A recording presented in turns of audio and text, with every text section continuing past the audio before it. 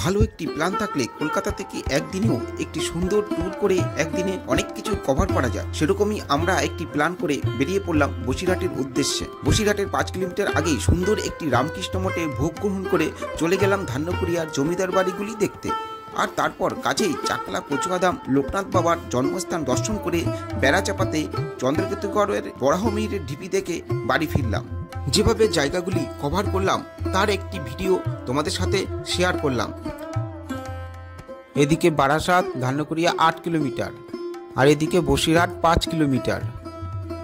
আর এই মঠের দিকে আমরা প্রবেশ করছি। মঠে প্রবেশ করার মুখে একটি মাঠ আছে, মাঠে একটি বটগাছ আছে, বটগাছ লাগোয়া একটি মন্দির আছে। এখানেই স্বামী ব্রহ্মানন্দ বাল্যজীবন কাটিয়েছিলেন। এটি হলো মঠের গেস্ট হাউস।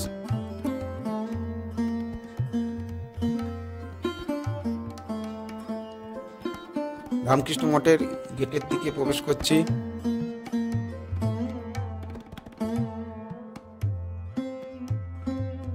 স্বামী ব্রহ্মানন্দ 1863 খ্রিস্টাব্দে জন্মগ্রহণ করেছিলেন। তার বাল্যজীবন এখানেই অতিবাহিত করেছিলেন। মন্দিরে ঠাকুর দর্শনের সময় হলো এপ্রিল থেকে সেপ্টেম্বর মাস অবধি সকাল 5:30 থেকে 11:45 আর বিকেল 4টে থেকে রাত 8টা। আর অক্টোবর থেকে মার্চ মাস অবধি মন্দির দর্শনের সময় হলো সকাল 6:30 থেকে 11:45 আর বিকাল 3:30 থেকে 7:30। ঢুকতে বাঁ দিকে বেশ সুন্দর বাগান করা আছে, দেখতে পাচ্ছ। মন্দির তৈরি হয়েছে অনেকটা উড়িষ্যা রাজ্যের মন্দিরের আদলে।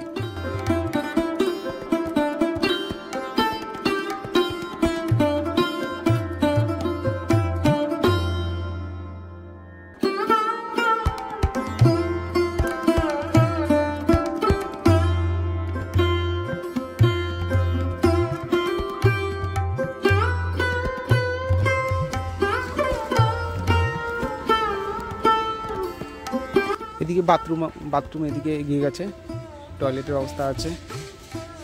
এদিকে মন্দিরের বাঁ সাইডটা দেখাচ্ছি।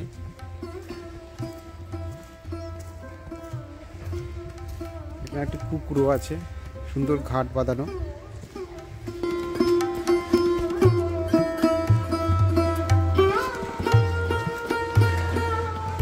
আর পাশে নতুন বিল্ডিং হচ্ছে।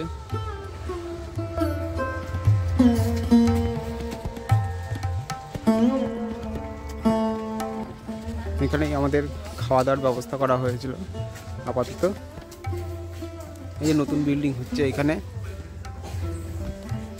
এখানে ভোগে ভাত, ডাল, তরকারি, মাছের ব্যবস্থা করা হয়েছিল এবং শেষে প্রসাদের ব্যবস্থা করা হয়েছিল আমাদের জন্য। তবে এর জন্য কোনো চার্জ নেই, আপনি আপনার মনের মতন ডোনেশন দিতে পারেন। টয়লেটের দিকে যাচ্ছি। টয়লেটের পরিবেশটা কেমন? টয়লেটটা এই পথে।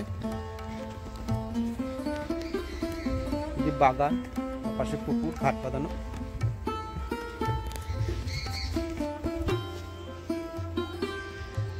এদিকে পুরুষ টয়লেট, এদিকে মহিলা টয়লেট। পাশে আরো বাগান।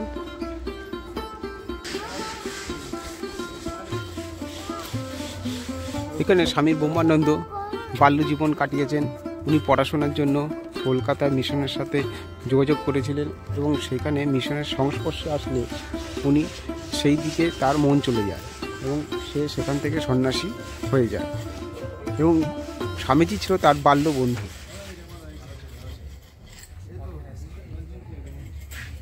এখানে তিনি ছিলেন।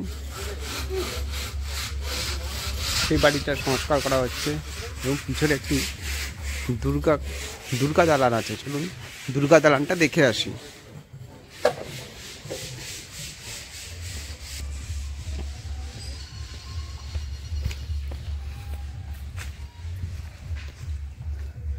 সুন্দর শান্ত নিরিবিলি পরিবেশ। এখানে যদি ঘুরতে আসেন একদিনের জন্য, এখানে খাওয়া দাওয়া করে সাথে ধান্যকুড়িয়ার জমিদার বাড়িগুলিও দেখে নিতে পারবে। এই যে সেই দুর্গা দালানটা দেখতে পাচ্ছ।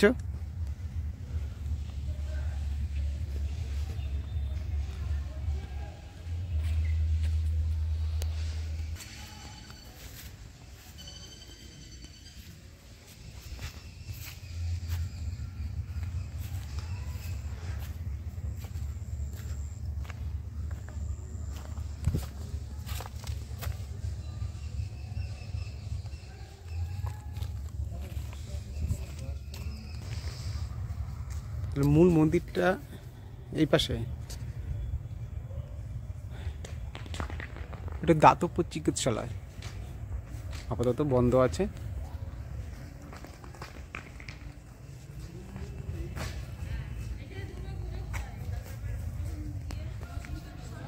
দুর্গা মন্দিরের ভিতরেরটা দেখে আসি চলো।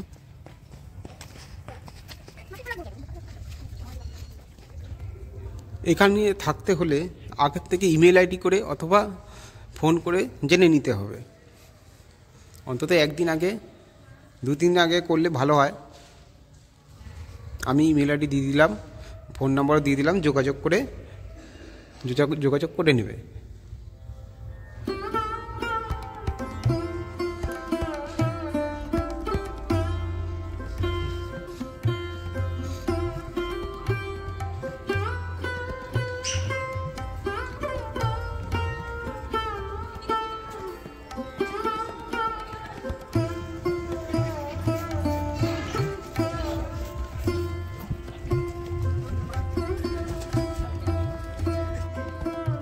দুর্গা দালানের মাঠে একটি সুন্দর কালীমাতার মন্দিরও আছে, এটা দর্শন করতে ভুলবে না যেন।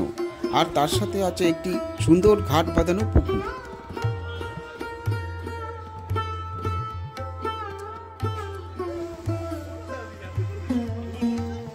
এবারে দেখব মঠ থেকে 8 কিলোমিটার দূরে ধান্যকুড়িয়ার 3টি জমিদার বাড়ি। এদিকে বসিরহাট 10 কিলোমিটার, এদিকে বারাসাত কলকাতার দিকে এগিয়ে গেছে। আর এই যে ধান্যকুড়িয়ার মূল গেট, এটি হলো গাইনদের বাগানবাড়ির গেট। এটি টাকি রোডের মেন রোডের উপরেই অবস্থিত। এটি আপাতত পরিত্যক্ত। এই গেটটি ইউরোপীয় কালচার অনুসারে তৈরি হয়েছে। এটি বর্তমানে হেরিটেজ তকমা পেতে চলেছে।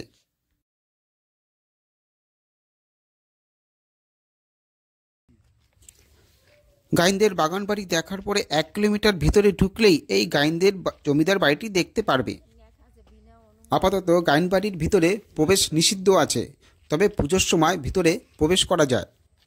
এই ধান্যকুড়িয়ার জমিদার বাড়িগুলোর পুজো আমি আলাদা করে ভিডিও দিয়ে দিয়েছি, পারলে আমার চ্যানেল থেকে তোমরা দেখে নিও।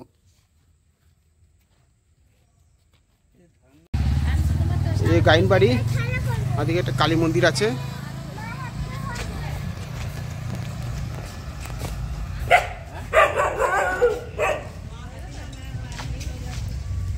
এই যে কালী মন্দিরটা,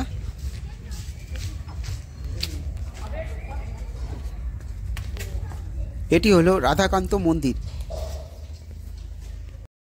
এটি হলো সাউবাড়ি, গাইনবাড়ি থেকে হেঁটে 2 মিনিট। গাইনবাড়ি, সাউবাড়ি এবং বল্লভবাড়ি এদের যৌথ ব্যবসা ছিল। এদের জন্যই এই ধান্যকুড়িয়ার উন্নতি সাধন হয়েছিল।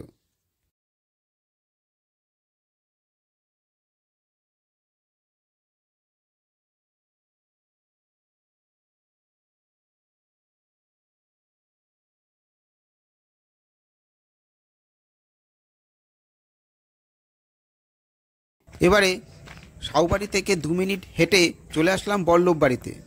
এই বাড়িটি পুতুল বাড়ি নামেও পরিচিত। 150 বছর আগে শ্যামাচরণ মহাশয় এই বাড়িটি তৈরি করেন। বসিরহাটের হাসপাতাল এদেরই তৈরি।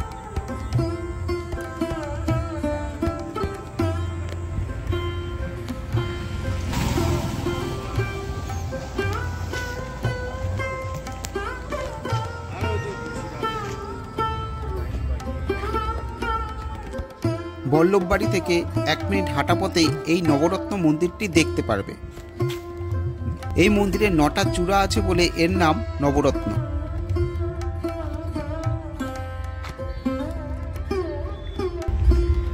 এবারে দেখব নাচমহল। এই নাচমহলটি নবরত্ন মন্দির থেকে হেঁটে 2 মিনিট। এটি হলো নাচমহলের গেট।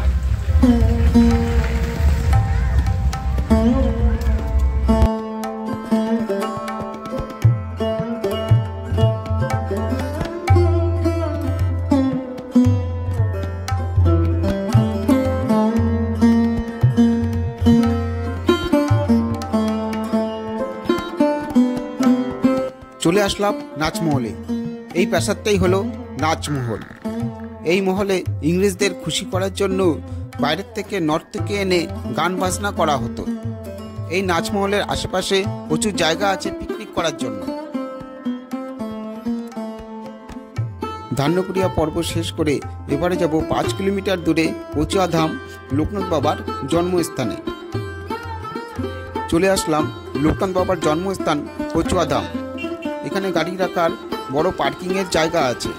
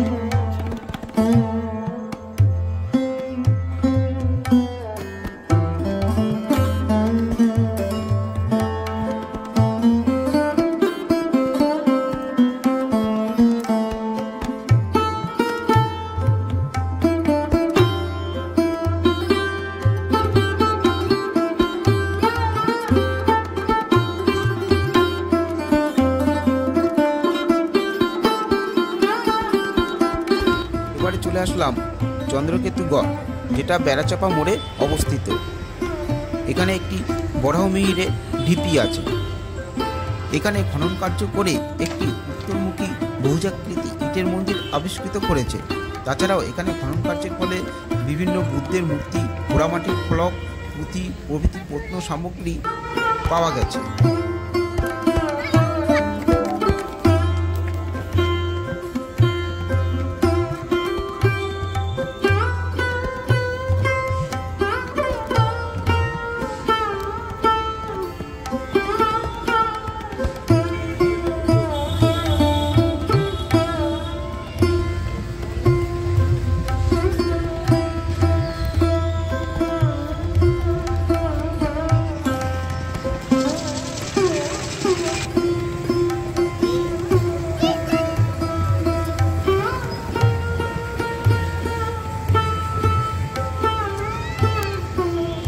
তাহলে ভিডিওটি তোমাদের কেমন লাগলো শেয়ার, লাইক এবং কমেন্ট করে জানিও। আজকের ভিডিওর পর্বটি আপাতত এখানেই শেষ করছি। দেখা হবে পরের ব্লগে। ভালো থাকবে।